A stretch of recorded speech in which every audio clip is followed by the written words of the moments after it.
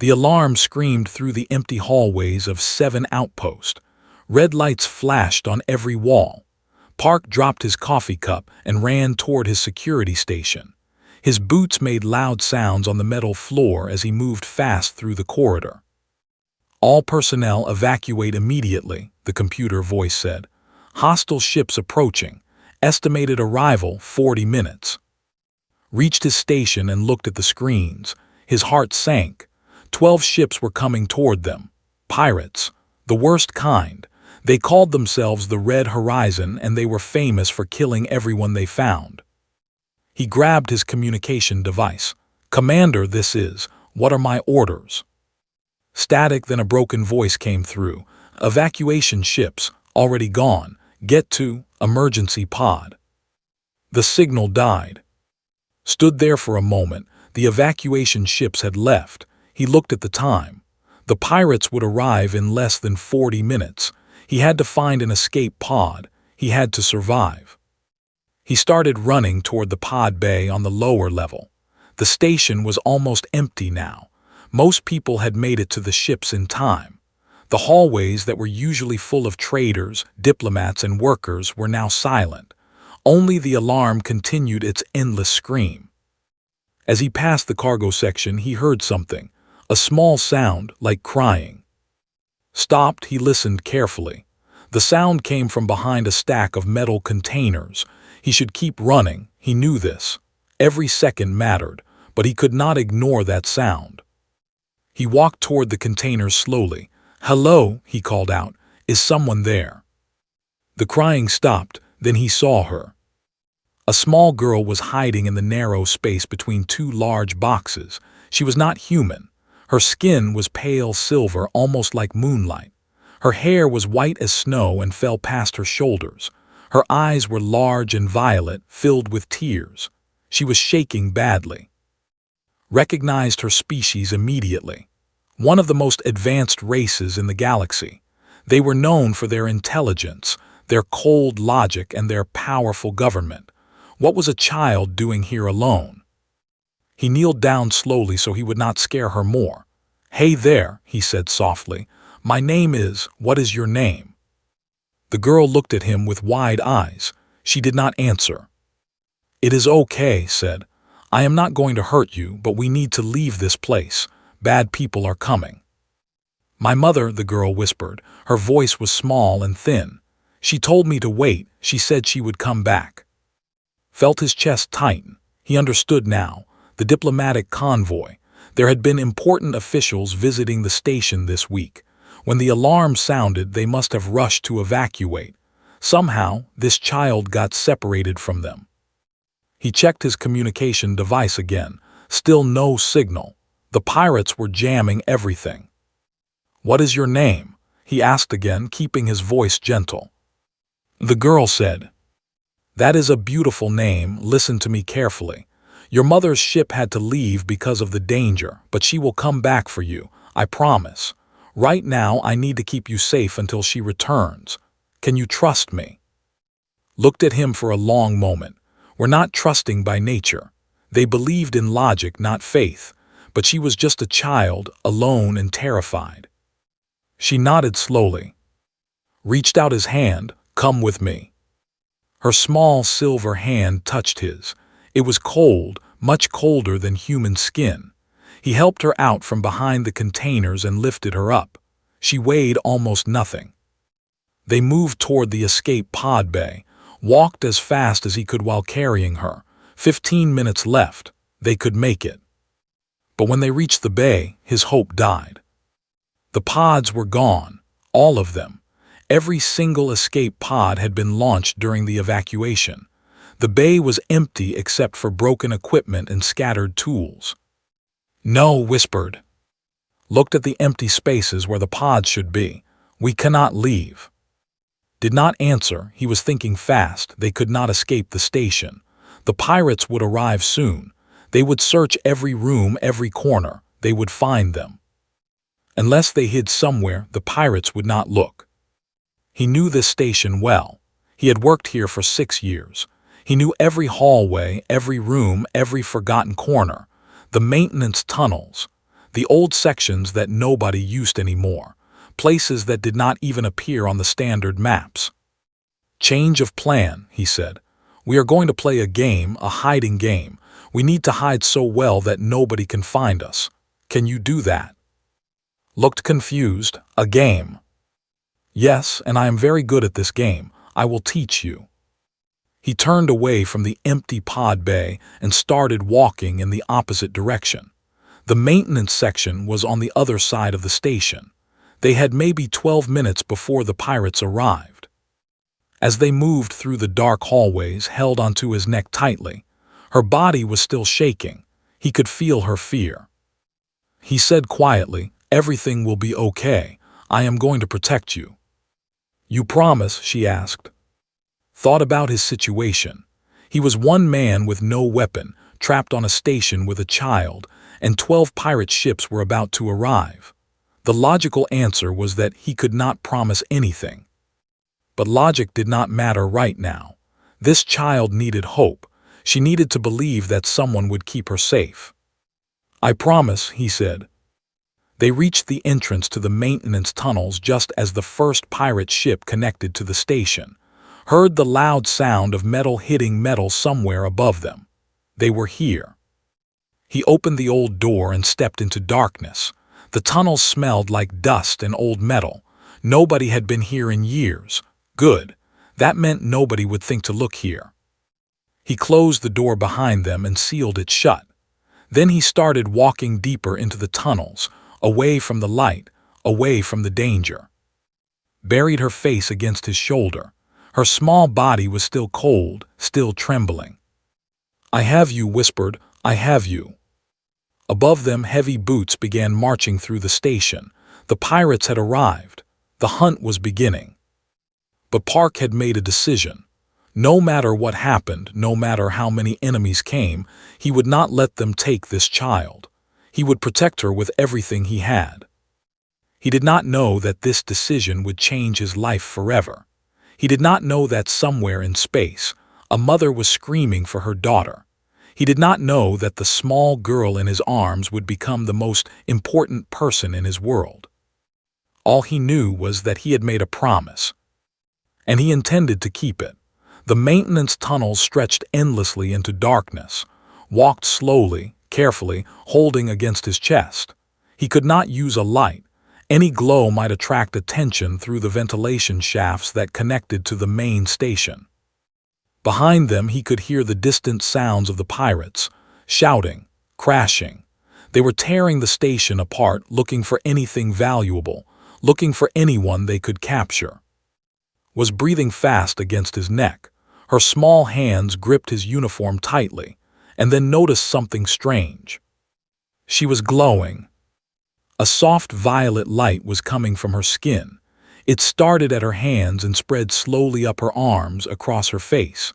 The darker the tunnel became, the brighter she glowed. "Stopped walking," he whispered. "Your skin is lighting up." "I cannot stop it," she whispered back. Her voice was shaking. "It happens when I am scared. I am sorry. I am trying to control it." This was bad, very bad. In this darkness, her glow was like a signal fire. If any pirate looked into the tunnels, they would see her light immediately. "It is okay," said calmly, even though his heart was beating hard. "It is not your fault, let me think." He needed to calm her down. If her glow came from fear, then he needed to make her feel safe. But how? They were hiding from killers in a dark tunnel. Nothing about this situation was safe. He found a small alcove in the tunnel wall. It was an old equipment storage space, barely big enough for both of them. He sat down inside it, placing on his lap. Her glow illuminated the small space with purple light. "Look at me," he said softly. She raised her violet eyes to meet his. "I want you to take a deep breath. Can you do that for me?" She tried. Her breath came in short, scared gasps. "Good, again, slower this time." She breathed again, a little slower. "Very good, you are doing so well." Removed his jacket. It was thick and dark, standard security issue. He wrapped it around his body, covering her glowing skin. The light dimmed immediately, hidden under the heavy fabric. "There," he said, "now we are invisible." Pulled the jacket around herself. It was far too big for her, and she looked very small inside it, but the fear in her eyes had lessened just a little. "Are you cold?" she asked suddenly. Was surprised by the question. "No, I am fine." "But you gave me your jacket." "That is what friends do, they share." Was quiet for a moment. "We are friends." "Of course we are. We are hiding together, right? That makes us a team, and teammates are always friends." Seemed to think about this. Among friendship was a complicated concept. They formed alliances based on logic and mutual benefit, not emotion. But she was young, and simple words made sense to her. "My mother says humans are emotional creatures," said quietly. "She says you make decisions with your hearts instead of your minds. She says this makes you weak." Smiled slightly. "Maybe she is right, maybe we are emotional, but I think there is strength in that too." "How?" "Because when you care about someone, you become stronger. You fight harder, you never give up." Looked at him with curiosity. "You care about me, but we just met." "Yes," said, "I care about you." "Why?" Thought about her question. It was a very thing to ask. Why do something that has no logical benefit? Why risk your life for a stranger? "When I was a little boy," he began, "I lived with my grandmother on Earth. She was very old and very kind. Every night she would tell me stories before I went to sleep. My favorite story was about a tiger who protected a village of rabbits from wolves." Listened carefully. Her glow was fading now, the fear slowly leaving her body. "One day I asked my grandmother why the tiger protected the rabbits. Tigers eat rabbits after all. It did not make sense to me. Do you know what she told me?" Shook her head. "She said that true strength is not about what you can take. It is about what you can protect. The tiger was strong because he chose to use his power to keep others safe." Touched head gently. Her white hair was soft like silk. "I am not strong like your warriors. I do not have advanced weapons or a powerful ship, but I can protect you, and that is enough." Stared at him for a long moment. Something changed in her expression.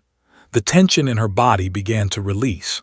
Her skin stopped glowing completely, returning to its normal silver color. "I like that story," she whispered. "I will tell you more stories if you want. My grandmother taught me many." "I would like that." They sat together in the darkness, hidden in that small alcove. Above them, the pirates continued their search. Heard their boots passing through the corridors overhead. Sometimes they came close to the tunnel entrances. Each time held his breath and pulled closer. But they did not find them. Hours passed, grew tired. Her small head fell against chest, and soon she was sleeping. Her breathing became slow and peaceful. Did not sleep. He stayed awake, listening for danger, ready to run if necessary. His body was tired and his stomach was empty. He had not eaten anything since the alarm started, but he refused to close his eyes. He looked down at the sleeping child in his arms. She looked so peaceful now, so different from the terrified girl he had found hiding behind those containers. Did not hold their children like this. He remembered reading about their culture during his training. They believed that physical affection made children weak and dependent. Parents kept distance from their young, teaching them to be independent from birth. But had fallen asleep in his arms like it was the most natural thing in the world. Maybe humans and we're not so different after all.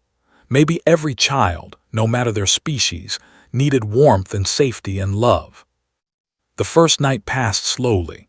When morning came, the station's automatic lights turned on in the main corridors, but here in the tunnels it remained dark. Heard the pirates organizing their search more carefully now. They were dividing the station into sections. They would search every room, every corner. Eventually, they would find the maintenance tunnels too. He needed to move. He needed to find a better hiding place. Gently he woke, "Time to move," he said quietly. She rubbed her eyes and looked at him. "Did I sleep?" "Yes, you slept very well." "I had a dream," she said. "There was a tiger. He was protecting me from wolves." Smiled. "That sounds like a good dream." He lifted her up again and started walking deeper into the tunnels. He remembered an old medical bay on the abandoned level. It was decommissioned years ago, but it might still have supplies. Water, maybe food. They had survived the first night, but this was only the beginning. The pirates would not leave until they had searched everything, knew they might be trapped here for days, maybe longer. But every time he felt doubt creeping into his mind, he looked at. She was depending on him. She trusted him. And he would not fail her. Not now, not ever. 7 days. They had been hiding for 7 days. Sat against the cold wall of the abandoned medical bay, watching play with the small doll he had made for her. He had created it from old cloth bandages and some wire, twisting and tying until it looked almost like a person. It was simple and ugly, but loved it. "Her name is," announced, holding up the doll. "She is brave like you." Smiled weakly. His body was tired, so tired. He had not slept more than a few hours each night. Every sound made him wake up. Every distant footstep made him grab and prepare to run. The medical bay had been a good find. There were bottles of old water still stored in the cabinets, some nutrition bars that were years past their expiration date but still safe to eat. Not much, but enough to survive. He gave most of the food to. A growing child needed more than an adult, he told himself. This was true, but it was not the real reason. The real reason was that he could not bear to see her hungry. "Are you okay?" asked suddenly. She had started calling him that 3 days ago. At first had tried to correct her, but the nickname made her happy, so he stopped trying. "I am fine," he said, "just a little tired." Walked over to him and sat down beside him. She was so different from the scared child he had found that first night. She smiled now. She laughed. She asked 1,000 questions about everything. "Tell me about Earth again," she said. Closed his eyes and let his memories take him home. Earth is a blue planet. Most of it is covered with water. Huge oceans that stretch forever. My grandmother lived near the sea. Every morning she would take me to the beach to watch the sunrise. What is a sunrise? It is when the sun comes up over the horizon. The sky turns pink and orange and gold. It is one of the most beautiful things you can see. Tried to imagine it. She had lived her whole life on space stations and ships. She had never seen a real sky. "Will you take me to see a sunrise someday?" she asked. Opened his eyes and looked at her. Her violet eyes were full of hope, such simple hope. She believed completely that they would survive this. She believed that someday they would stand on a beach together and watch the sun rise. How could he say anything but yes? "I promise," he said. "Someday I will take you to see a sunrise." Smiled brightly. Then she stood up and returned to playing with her doll. Watched her, his heart full of emotions he could not name. This child had changed something inside him. Before, he had been a simple security officer. He did his job, collected his pay, and waited for his contract to end so he could return home. He had no family, no close friends. His life had been empty in ways he had refused to admit. But now everything was different. Needed him, she depended on him. And in caring for her, he had found a purpose he never knew he was missing. The days passed in a strange routine. During the day, they stayed quiet, listening for pirates, would scout the nearby tunnels, making sure their hiding place was still safe. He found new routes to escape if necessary. He memorized every turn, every door, every ventilation shaft. At night, when the pirates rested and the station grew quiet, would tell stories. Stories about Earth. Stories about tigers and rabbits. Stories about brave heroes and magical places. She never grew tired of listening. "My mother never told me stories," said one evening. "Never." Do not tell stories to children. They teach lessons, facts, logic. Stories are considered a waste of time. Shook his head slowly. Stories are never a waste of time. Stories teach us who we want to be. They show us that we can be brave even when we are scared. They give us hope when everything seems dark. Thought about this for a moment. I think humans are very strange, she said finally, but I like the way you think. Laughed softly. It was the first time he had laughed in days.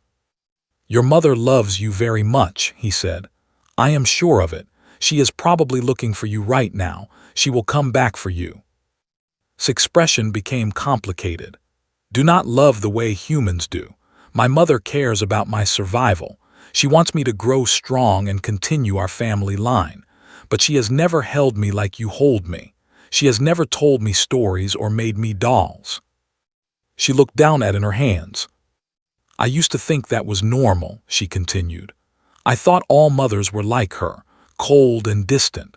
But now I understand that there are different ways to be a mother, different ways to show that you care. Did not know what to say. He felt sad for. Every child deserved warmth and affection. Every child deserved to feel loved. When you see your mother again, he said carefully, maybe things will be different. Maybe this experience will change her too. Looked up at him. Do you really think so? I hope so. On the 5th day, something happened that scared more than the pirates. Got sick. It started with a cough, then a fever. Her silver skin became pale, almost white. She shivered constantly, even wrapped in his jacket. He did not know anything about medicine. He searched the medical bay desperately, looking for something that might help. But all the medicines were designed for humans. He had no idea if they were safe for her. He held her close, trying to keep her warm with his own body heat. Humans ran hotter than. He hoped his warmth would help. Whispered weakly, I do not feel good. I know, little one, I know, just rest. Your body needs to fight this sickness. Will I be okay? He looked into her violet eyes. She was so young, so fragile. If something happened to her, if she died here in this cold, dark place, he would never forgive himself. You will be okay, he said firmly. I will not let anything happen to you, I promise. He stayed awake all night, holding her, whispering stories to her even when she was too tired to respond. He told her about the beach again, about the sunrise, about all the beautiful things waiting for her when they escaped. By morning her fever had broken. She was weak but alive, cried silently, relief flooding through his body. She was going to be okay. They were going to survive. On the 7th day, was strong enough to walk again. She held in one hand and his hand in the other. She said, Thank you for taking care of me. You do not need to thank me. But I want to. You saved my life, not just from the pirates, from everything. Before I met you, I did not know what it felt like to be loved. Stopped walking. He kneeled down so he could look at her directly. Listen to me. You deserve to be loved. You deserve kindness and warmth and stories and dolls. You deserve all of it. And anyone who makes you feel otherwise is wrong. Her eyes filled with tears, but they were not sad tears. They were something else, something deeper. She threw her small arms around his neck and hugged him tightly. I love you, she whispered. Hugged her back, his heart breaking and healing at the same time. I love you too, little one. Neither of them knew that their hiding place had been discovered. Neither of them knew that a pirate patrol was already heading their way. Their peaceful week was about to end. The sound of boots echoed through the tunnels, many boots coming closer. Grabbed and pulled her behind a large broken machine. His heart was beating so fast he could hear it in his ears. They had been so careful, so quiet. How had the pirates found them? I smell something, a rough voice said. It was close, too close. Human and something else, something sweet. Pressed her face against his chest. He could feel her trembling. He put his hand over her mouth gently, telling her to stay silent. 3 pirates appeared at the entrance of the medical bay. They carried weapons that glowed with blue energy. Their faces were ugly from years of violence. They wore the red symbol of their gang on their armor. "Spread out," the leader said. "They are here somewhere. I can smell them." Looked around desperately. There was only one exit from the medical bay, and the pirates were blocking it. The ventilation shaft above them was too high to reach quickly. They were trapped. He had no weapon, only a heavy metal pipe he had found days ago. It was not much against energy guns, but it was all he had. He made a decision. He whispered directly into her ear, "Listen to me very carefully. I am going to distract them. When I do, I want you to run to the ventilation shaft in the corner. Climb inside and go straight. Do not stop. Do not look back. Keep going until you find a safe place to hide." His eyes went wide with fear. She shook her head violently. "I cannot leave you," she whispered. "You have to. I will find you later, I promise." "No, no, no, no. You will get hurt. They will kill you." Looked at her face. Tears were streaming down her silver cheeks. In that moment, he realized something terrible and beautiful at the same time. This child loved him, truly loved him. The thought of losing him was breaking her heart. He kissed her forehead gently. "I am not going to die," he said. "I am too stubborn to die. Now remember what I said about the tiger. The tiger always protects the rabbits. That is what I am going to do. Trust me." Before could argue, one of the pirates spotted them. There behind the machine. Stood up, putting himself between and the pirates. He held the metal pipe in both hands. "Well, well," the leader said, smiling cruelly. "A human security guard. And what is that behind you? A little, that is a nice surprise, are worth a lot of money." "You will not touch her," said. His voice was calm, steady. He was terrified inside, but he would not show it. The leader laughed. "Look at this brave fool. He has a pipe and we have guns. What do you think is going to happen here, human? I think you should turn around and leave, while you still can." The pirates laughed harder. One of them raised his weapon. Moved. He was not a soldier. He was not a fighter. He was just a security officer who had trained in basic combat years ago. But in that moment, something inside him awakened. Something ancient. Something that every human carried deep in their blood. The will to protect, the will to survive, the will to fight. He threw himself at the nearest pirate before the man could fire. The metal pipe connected with the pirate's arm and the weapon flew away. Did not stop. He swung again, hitting the pirate's head. The man fell. The second pirate fired. The energy bolt burned past shoulder, missing by inches, ducked low and charged forward. He drove his shoulder into the pirate's stomach, knocking him against the wall. Then he brought the pipe down hard. Once. Twice. The pirate stopped moving. 2 down, 1 left. The leader was no longer laughing. His eyes were wide with shock. He had not expected this. Humans were supposed to be weak. Humans were supposed to surrender and beg for mercy. But this human was fighting like a wild animal. "Run!" shouted. He heard her small feet running toward the ventilation shaft. Good. She was listening. The leader raised his weapon and fired. This time he did not miss. The energy bolt hit side. Pain exploded through his body. He screamed and fell to one knee. Blood began pouring from the wound, hot and wet against his skin. But he did not fall. He would not fall, not while was still in danger. He forced himself to stand. The leader stared at him in disbelief. "What are you?" the pirate whispered. "I am her protector," said. He threw the pipe. It spun through the air and hit the leader's weapon, knocking it away, then charged one final time. He hit the pirate with everything he had left, his fists, his elbows, his teeth. He fought like a monster, ignoring the pain that burned through his body. The leader collapsed. He did not get up. Stood there breathing hard. Blood dripped from his wound and pooled on the floor. The room was spinning. His vision was going dark around the edges. Was running toward him. She had not escaped. She had watched everything. "No," said weakly. "I told you to run." He fell, caught him or tried to. He was too heavy for her small body, so he fell slowly, with her arms wrapped around him. "No, no, no," she cried. "You cannot die, you promised you would not die."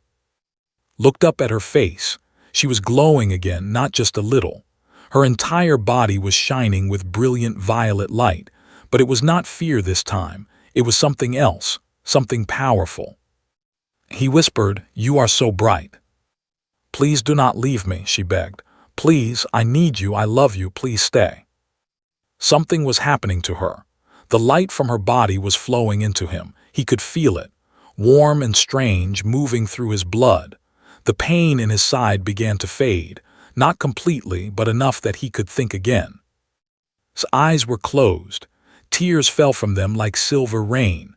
Her hands were pressed against his wound, and light was pouring from her palms.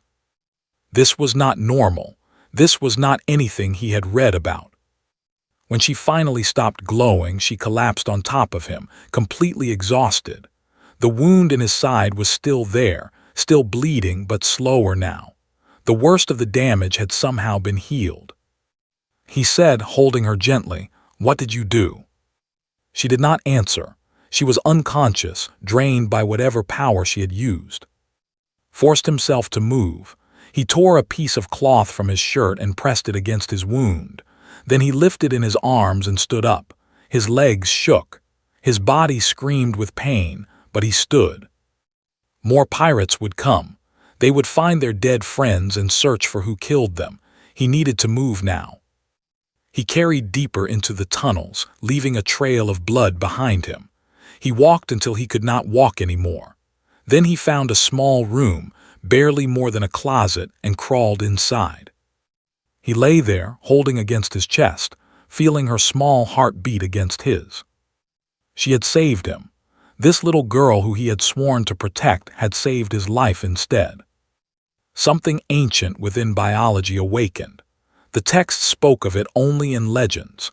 When a child formed a deep emotional bond with another being, their bodies would respond in extraordinary ways. It was called imprinting.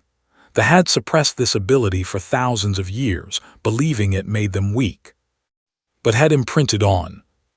And nothing would ever be the same. The warship cut through space like a blade. It was black and silver, covered in weapons that could destroy entire stations with a single shot. At the front of the ship, standing on the command bridge, was Ambassador. She had not slept in 8 days. Her silver skin was paler than usual. Her violet eyes, always cold and calculating, now burned with something dangerous. Her daughter was on that station, her only child, her legacy. And nothing in the universe would stop her from getting back. "Ambassador," one of her officers said, "the Galactic Union fleet is ready to begin the assault. Commander has arrived with the human forces. They are requesting permission to join the attack." "Granted," said, her voice was ice. "Tell them to focus on the docking bays. I will handle the rest." She had called in every favor, used every connection. The moment her ship escaped 7, she had sent emergency signals to every ally she had. The pirates thought they could raid a border station and escape without consequences. They were wrong. The fleet arrived at 7 with overwhelming force, 50 ships against 12. The pirates never stood a chance. The battle was short and brutal. His warship destroyed 3 pirate vessels herself. She watched them burn without feeling anything. They had taken her daughter. They deserved worse than death. When the pirates surrendered, was the first one to board the station. She moved through the corridors with a squad of soldiers behind her. They were the best warriors in the galaxy. Nothing could stand against them. Called out, her voice echoed through the empty hallways. "Where are you?" No answer. They searched the entire station, every room, every corner, nothing. The pirates they captured claimed they had never found the child. They said someone had killed 3 of their men near the old medical bay, but they never found who did it. Felt something she had not felt in years, fear. What if was dead? What if she had been hiding somewhere and starved? What if she was hurt and alone, waiting for a mother who came too late? Commander found her standing in an empty corridor, staring at nothing. "Ambassador," he said carefully, "we are still searching. We have not checked the maintenance tunnels yet. They are not on the standard maps, but one of my men used to work here. He says there are hidden sections below the main levels." Looked at him. "Take me there now." They descended into the darkness. The tunnels were old and dusty. Nobody had been here in years, except someone had been here. Could see the signs, footprints in the dust, a discarded wrapper from a nutrition bar, a child's handprint on the wall. Her heart began to beat faster. They followed the trail deeper into the tunnels. It led them past the medical bay, where saw the 3 dead pirates. She did not stop to examine them. She kept moving. Finally, they reached a small room at the end of a narrow passage. The door was closed, pushed it open. And she saw them. A human man was lying against the wall, barely conscious. His face was pale from blood loss. His clothes were torn and stained red. He was holding something against his chest protectively. It was wrapped in a jacket that was far too big for her. She was sleeping, her small face peaceful. Her silver hands were gripping the human's shirt tightly, as if she was afraid to let go even in her sleep. Stood frozen, she could not move, she could not speak. Commander stepped forward. Sir, can you hear me?" He checked the man's pulse. "He is alive, but barely. We need medical attention immediately." Finally found her voice. "Wake up." The child's eyes opened slowly. For a moment she looked confused. Then she saw her mother and her face changed. "Mother." "Yes, my child, I am here. You are safe now."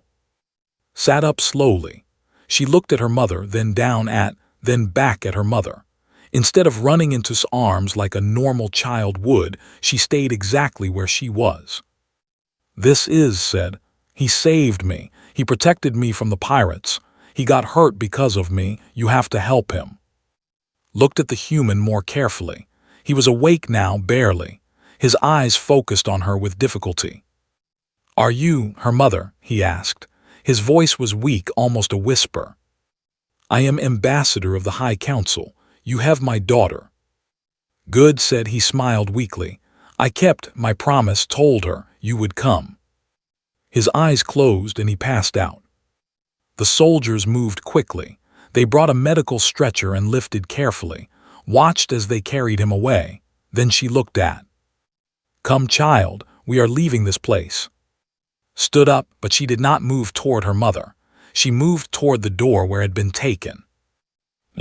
"I need to stay with him." Frowned. "He is a stranger, a human. The doctors will take care of him. You must come with me." "No." That single word hit like a physical blow. In all her years as a mother had never refused her. Children did not refuse their parents. It was not done. "What did you say?" Turned to face her mother. There was something different in her eyes, something stronger, something that had never seen before. "He is not a stranger. He is my family. He held me when I was scared. He gave me food when he was hungry. He told me stories and made me feel loved. He almost died to protect me." His voice was steady. "I am not leaving him." Stared at her daughter. She did not understand. How could a week with a human change her child so completely? What had happened in these tunnels? Commander cleared his throat. "Ambassador, perhaps it would be best if the child stayed near the human for now. We do not know what they went through together. Sudden separation might cause trauma." Wanted to argue, but she saw the look in his eyes and knew it was pointless. "Very well," she said coldly. "You may stay near him until he recovers. Then we will discuss this further." Nodded and ran after the soldiers who were carrying. Stood alone in the empty room. She looked around at the small space where her daughter had survived for 8 days.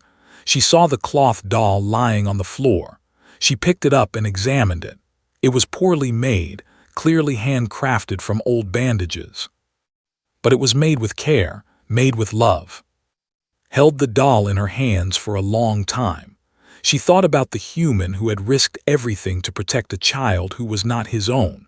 She thought about her daughter, who had learned to love from a stranger. Something shifted inside her. Something cold and hard began to crack. She did not understand humans. She had always believed they were weak and emotional, driven by feelings rather than logic. But this human had done something no warrior could do. He had kept her daughter alive. He had given her something precious. He had taught her to love. Perhaps thought she had been wrong about humans. Perhaps emotions were not weakness. Perhaps they were the greatest strength of all. Woke up in a room made of light. At least that was what it looked like. The walls glowed with a soft silver color. The bed he was lying on was more comfortable than anything he had ever felt. Strange machines surrounded him, humming quietly as they monitored his body. He was alive. For a moment he could not remember where he was or how he got there. Then the memories came flooding back. The tunnels, the pirates, the fight. His glowing hands pressed against his wound. He sat up quickly, too quickly. Pain shot through his side and he gasped. "You should not move yet." The voice came from beside his bed, turned and saw Ambassador sitting in a chair, watching him with her cold violet eyes. She was beautiful in a terrifying way, like a sculpture carved from ice. Her silver hair fell perfectly around her shoulders. Her posture was rigid and formal. "Where is?" asked immediately. His eyes narrowed slightly. "That is your first question, not where you are, not what happened to you. Your first thought is for my daughter." "Yes." She studied him for a long moment. "She is sleeping in the next room. She refused to leave this medical bay until she knew you were awake. She has barely eaten. She has barely slept. She only wants to be near you." Felt relief flood through him. Good, she is safe. That is all that matters. Stood and walked toward the window. Through the transparent wall could see stars. Thousands of stars stretching into infinity. They were in space, on a ship. "Do you know where you are?" asked. "On your ship, I assume." "Yes, we are traveling to the... My personal doctors have been treating your wounds. You lost a dangerous amount of blood. By all medical calculations, you should have died in those tunnels." Remembered the light that had flowed from his hands, the warmth that had spread through his body. "Saved me. She did something. I do not know what, but she healed me." His expression changed, just slightly, a crack in her perfect mask. "Yes," she said quietly, "she did." She turned to face him fully. "What she did is called imprinting. It is an ancient ability that children used to have. Thousands of years ago, when our species was young, children would form deep bonds with their caretakers. These bonds were so strong that they could share life force, energy, even emotions. Used to have. We suppressed this ability. We bred it out of our species through careful genetic selection. We believed it made us weak, dependent, emotional." She said the last word like it was a disease. But apparently the ability was not completely erased. It can still awaken under the right conditions. Was starting to understand. What conditions? Looked at him directly. Love, deep, genuine, unconditional love, the kind that our species forgot how to feel. The room fell silent, processed what she was telling him. "My daughter has imprinted on you," continued. "The bond is permanent, it cannot be broken. She will feel your emotions, your pain, your joy. When you are hurt, she will suffer. When you are happy, she will feel it too. And," she paused, "if she is separated from you for too long, she will become ill. The bond requires proximity, at least until she is fully grown." Stared at her. "What are you saying?" "I am saying that my daughter has tied her life to yours. By protecting her, by caring for her, by showing her love, you have become essential to her survival." This was too much, shook his head slowly. "I did not know this would happen. I just wanted to keep her safe." "I know." His voice softened, just barely. "That is what makes this situation so complicated." She reached into her robe and pulled out a small data device. Among my people, there is a concept called the life debt. When someone saves the life of another, especially the life of a child, a debt is created. This debt must be repaid. The one who saved the life is owed everything by the family of the saved. She held the device toward him. This contains access to a personal fortune worth more than most humans will see in 1,000 lifetimes. Properties on 12 worlds, ships, resources, everything you could ever want. Looked at the device, then he looked at. I do not want it, he said. Froze what? I did not save for money. I did not protect her for a reward. She was a scared little girl who needed help. That is the only reason. You expect me to believe that? You risked your life, suffered terrible injuries, killed 3 armed pirates, and you want nothing in return. Met her eyes without flinching. Is okay. Blinked to what?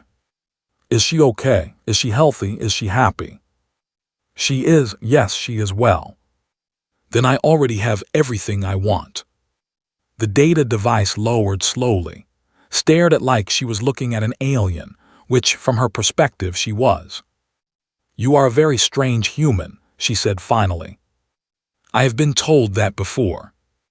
The door opened and came running in. She was wearing clean clothes now, a simple silver dress. Her white hair was brushed and neat, but her eyes were the same, bright violet, full of emotion, full of life. She jumped onto his bed and threw her arms around him. You are awake.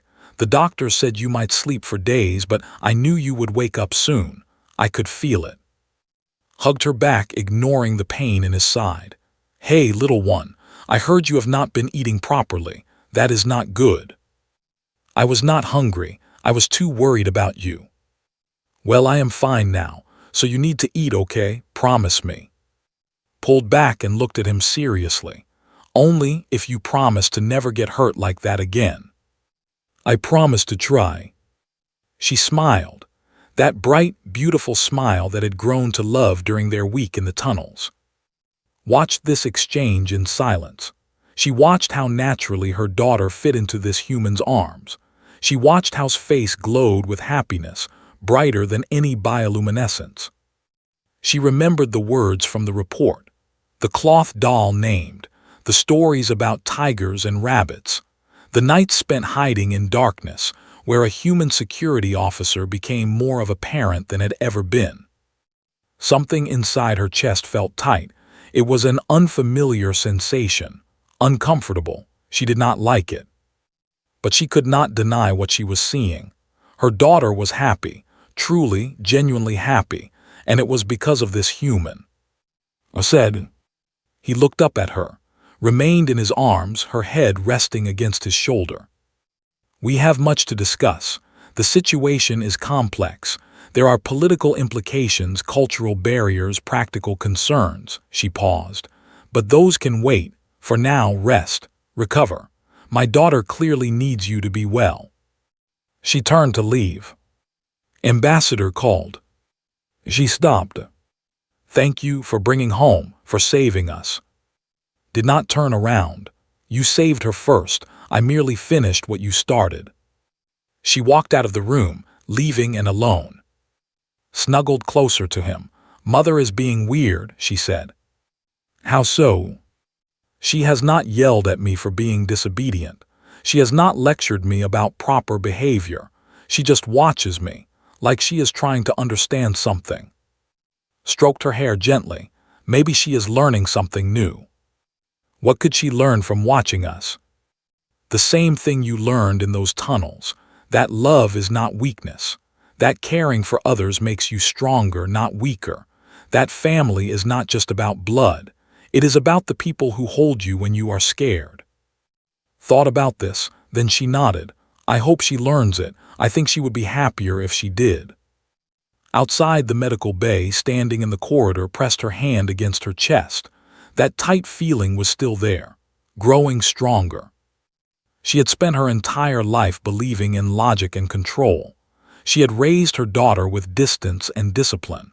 She had followed every rule, every tradition, every expectation.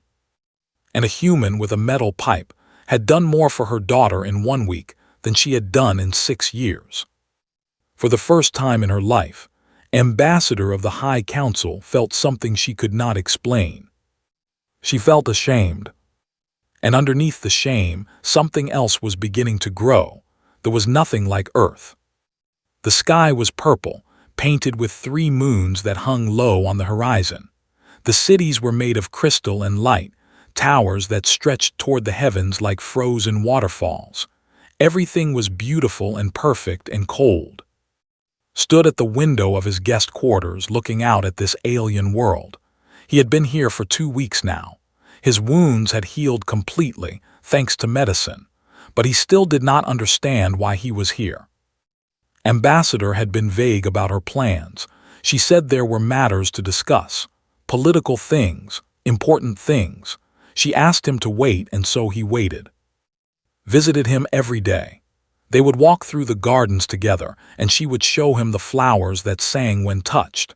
They would eat meals in his quarters, and she would teach him words while he taught her human games. They laughed together, talked together, and slowly became something deeper than friends. Father and daughter, not by blood but by choice. But knew this could not last forever. Eventually, he would have to return to his own life, his job, his world. The thought of leaving made his chest hurt in ways he could not describe. One morning, a messenger arrived at his door. Park, you have been summoned to appear before the High Council. The session begins in 1 hour. Please prepare yourself. Felt his stomach drop. The High Council, the most powerful governing body in society, why would they want to see him? He dressed in the formal clothes that had been provided for him. Simple but elegant, dark fabric with silver trim. He looked at himself in the mirror and barely recognized the man staring back. When did he become this person? When did his life become so strange? Guards escorted him through the Crystal City to a massive building at its center. The council chamber. Inside, hundreds sat in curved rows, all watching as he walked down the center aisle. Their eyes were cold, curious, judging.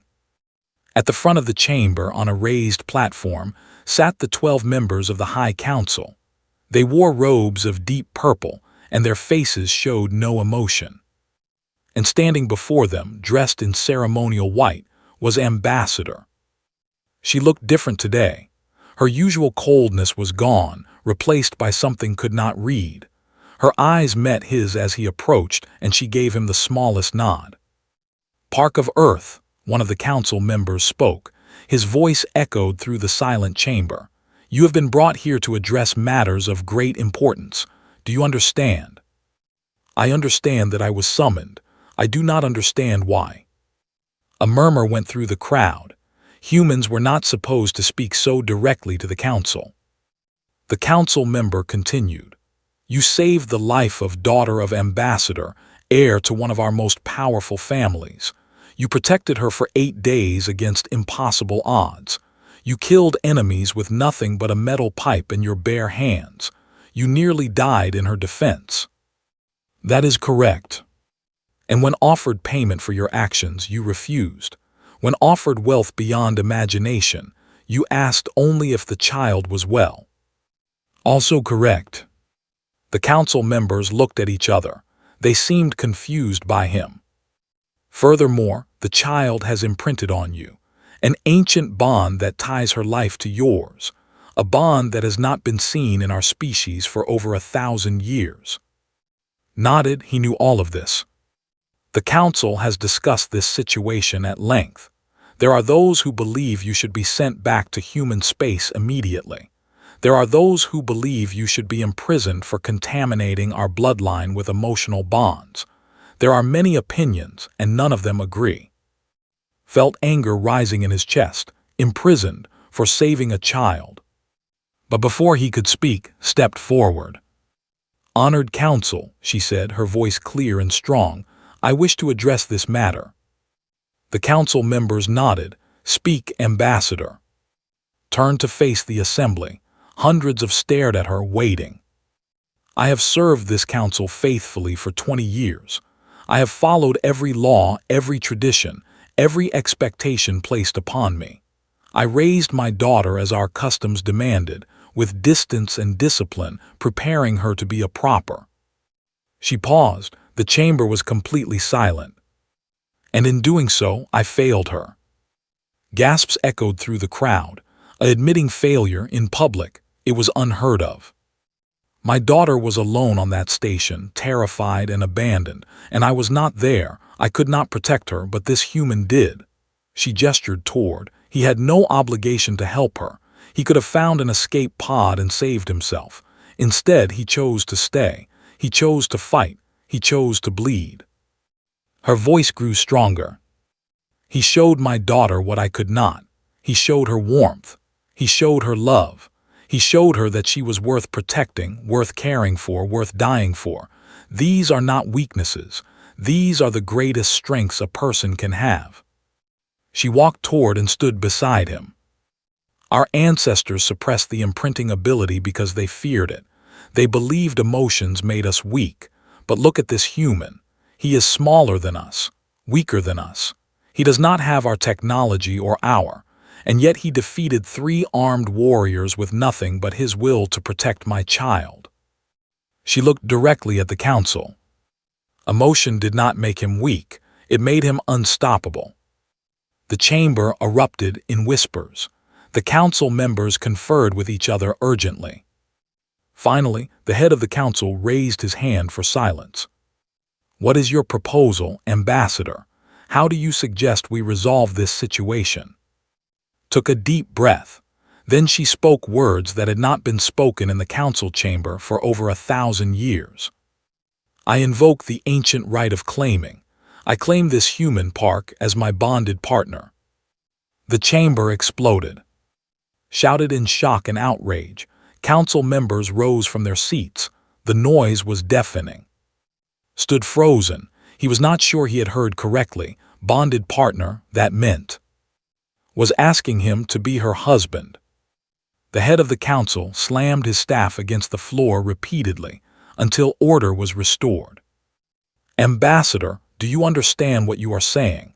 The right of claiming has not been used in 1,000 years. It was created for bonding between houses, not between species. The ancient texts do not specify species, replied calmly. They only specify that the one being claimed must have proven themselves worthy through acts of sacrifice and protection. This human has done more than any warrior could. He has proven himself 1,000 times over. This is madness. He is a human. Turned to face the angry council member. Her eyes were no longer cold. They burned with something fierce. He is the man who saved my daughter. He is the man who taught her to love. He is the man who showed our entire species that we have forgotten what truly matters. Her voice rose. And I will not let you take him away from us. She looked at the entire assembly. I have watched him these past weeks. I have seen how he cares for. I have seen his patience, his kindness, his strength. I have learned more about love in 2 weeks than I have in my entire life. She turned to face directly. Her violet eyes met his. You taught my daughter to feel. Now I want to learn as well, not because of obligation, not because of the life debt, but because, she hesitated. For the first time, her composure cracked. Because I have never met anyone like you. Because you make me want to be better. Because when I am near you, I feel something I cannot explain, and I do not want that feeling to stop. The chamber fell silent. Everyone was staring at their ambassador in shock. She had just confessed her feelings in public. Of confessing emotions, it was unthinkable. Looked at this woman standing before him. This powerful, terrifying, beautiful woman who had crossed the galaxy to save her daughter, who was now standing before her entire government, risking everything because she wanted him. He did not know what to say. Then a small voice came from the side of the chamber. Say yes. Was running toward them, her silver hair flying behind her. Guards tried to stop her, but she dodged them easily. She reached and grabbed his hand. Please say yes, she begged. Then you can stay with us forever. We can be a real family, please. Looked down at her face. Then he looked at the hundreds of staring at him. He thought about his life on Earth, the empty apartment, the job he did not care about, the loneliness he had tried to ignore for so many years. And he thought about the last few weeks, the stories he had told in dark tunnels, the doll made from bandages, the small hand that held his without hesitation. He thought about sunrise and promises, and a little girl who had taught him what love really meant. He took a deep breath. "I need to call my mother," he said. His face fell. The chamber remained silent. Then smiled. "She is going to want to meet her new granddaughter." Screamed with joy and threw her arms around him. The chamber erupted again, but this time the shouting was mixed with something else, something that sounded almost like amazement. Stepped closer. Her eyes were wet, did not cry, but she was crying now. "You are certain?" she asked quietly. "This will not be easy. Our worlds are different. Our people are different. There will be challenges you cannot imagine." Reached out and took her hand. It was cold, but he did not mind. "I have already survived pirates, starvation, and a week in dark tunnels with a child who glows when she is scared. I think I can handle a few challenges." Laughed. The sound was strange and beautiful, like crystal bells ringing for the first time. "You truly are the strangest human I have ever met. You are the strangest alien I have ever met, so we are even." The head of the council finally managed to restore order. He looked down at the three figures standing together, hand in hand. A human, a woman, and a small girl who was practically vibrating with happiness. "The council will need time to deliberate on this unprecedented request," he announced. "However, given the circumstances and the ancient rites being invoked," he sighed, "it was a very thing to do. We will allow the claim to proceed. May the ancestors have mercy on us all." Cheered so loudly that several council members covered their ears. And far away, on a blue planet called Earth, his mother was about to receive a very interesting communication. Her son was getting married to an alien ambassador, and she had a granddaughter. Some families were created by blood, but the best families were created by choice. And this family, strange as it was, would change the galaxy forever.